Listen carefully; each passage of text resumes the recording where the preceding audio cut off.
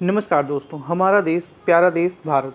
आज हम लोग चर्चा करने वाले हैं किस प्रकार गवर्नमेंट रुपए कमाती है और रुपए को खर्च करती है।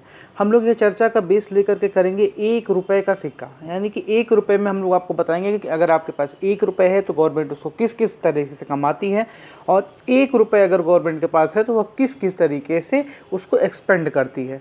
तो अब हम आपको बताने वाले हैं कि अगर मान लीजिए गवर्नमेंट के पास 1 रुपए है तो वो विभिन्न विभिन्न स्रोतों से इसको पाएगी। जैसे कि आप इसमें आपको क्या करना है ना, 15 पैसा जो रहेगा वो गवर्नमेंट का, वो जीएसटी कलेक्शन के रूप में आएगा, यानी कि जो डायरेक्ट टैक्सेस के रूप में जाता है। जो हम लोग टैक्स पे करते हैं, दुकान वाले टैक्स पे करते हैं गवर्नमेंट को, वो आ जाएगा, यानी कि 15% चला गया जीएसटी कलेक्शन से। फिर उसके बाद अब अगला जो 14% है वो इनकम टैक्स, यानी कि जो इनकम टैक्स भरा जाता है, ये किसी के भी द्वारा भरा जा सकता है, गवर्नमेंट जॉब वालों के द्वारा, तरह तरह के बिजनेसेस के द्वारा। ये सब कॉरपोरेट टैक्स, ये सब कॉरपोरेट टैक्स 13%, इनकम टैक्स 15-14% और जीएसटी 15% हो गया मित्रों। इसके अलावा जो 8% है वो आपको यूनियन एक्साइज ड्यूटी के तरफ से, यानी यूनियन एक्साइज ड्यूटी जो लगती है कई चीज़ों पर, वह उसके थ्रू आता है 8% शेयर गवर्नमेंट की इनकम का, यानी कि अभी तक इतना टोटल गवर्नमेंट का इनकम आ चुका है।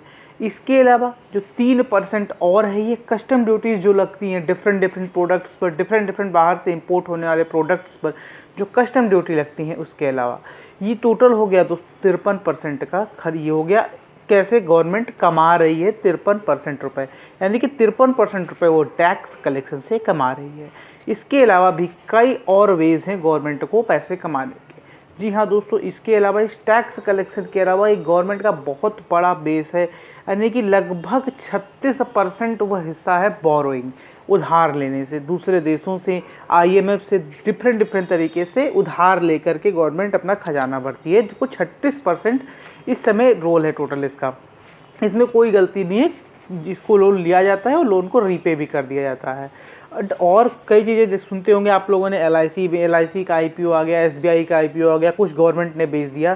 तो इन सब चीज़ों से क्या करती है गवर्नमेंट, 5% हिस्सा अपना कमाती है। जैसे कि कोई भी बैंक है जो गवर्नमेंट सेक्टर के बैंक है, उनको प्राइवेटाइज कर दिया, एलआईसी का आईपीओ ले आया, डिफरेंट एसबीआई का आईपीओ ले आया, कुछ शेयर्स टाटा के बेच दिए, टाटा एयर इंडिया को बेच दिया टाटा को।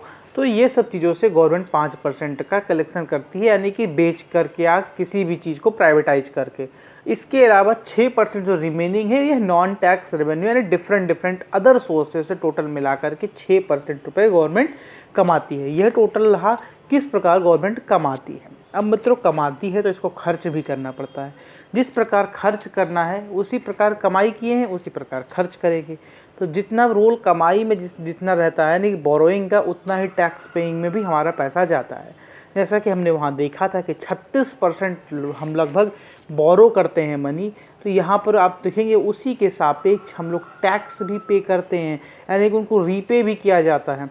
इसमें कोई गलती नहीं है, ये सब करते हैं। पे इंटरेस्ट आप लोग देख सकते हैं, 20% जो हमारा रुपया है वो टैक्स पे करने में जाता है, जो हम लोगों ने लोन्स लिए रहते हैं डिफरेंट कंट्रीज से, डिफरेंट ऑर्गेनाइजेशन से, उसमें टोटल 20% चला जाता है। इसके अलावा 13% जो गवर्नमेंट, सेंट्रल गवर्नमेंट की स्कीम्स चलती हैं, डिफरेंट उज्ज्वला योजना, ये योजना वो योजना, उसमें 13% रुपये वहाँ पर खर्च हो जाता है। और स्टेट गवर्नमेंट्स को भी कुछ ना कुछ सेंट्रल गवर्नमेंट स्टेक्स देती है, तो वहाँ पर टोटल 16% स्टेट गवर्नमेंट को दे दिया जाता है। इसके अलावा अगर आप देखेंगे ना, तो ये फाइनेंस कमीशन 10% लगभग खर्च करता है डिफरेंट जगहों पर for developments of the country. इसके अलावा 9% का अगला शेयर जो है, ये सेंट्रल स्पॉन्सर्ड स्कीम्स जो होती हैं, वो भले से स्टेट गवर्नमेंट करे, लेकिन कोई भी स्कीम अगर स्टेट गवर्नमेंट लॉन्च करती है तो उसमें कुछ ना कुछ हिस्सा सेंटर की तरफ से भी आता है। जैसे सेंट्रली स्पॉन्सर्ड स्कीम्स हैं, उसमें सब्सिडी देता है, सेंट्रल प्रोवाइड करता है, तो टोटल 9% यहाँ पर खर्च हुआ। इसके अलावा जो अब 8% हमारा अभी डिफेंस बजट है, यानी कि जो हमारी टोटल जीडीपी है उसका 8% हम लोग डिफेंस पर अपना खर्च करते हैं। पता ही है, 5% पेंशनर्स की संख्या को घटाया जा रहा है गवर्नमेंट के थ्रू, और 10% जो है अदर एक्सपेंसेस हैं, जो डिफरेंट रोडवेज, अलग अलग जो भी अदर खर्चेज आए वो अदर 10% में हैं। जय हिंद।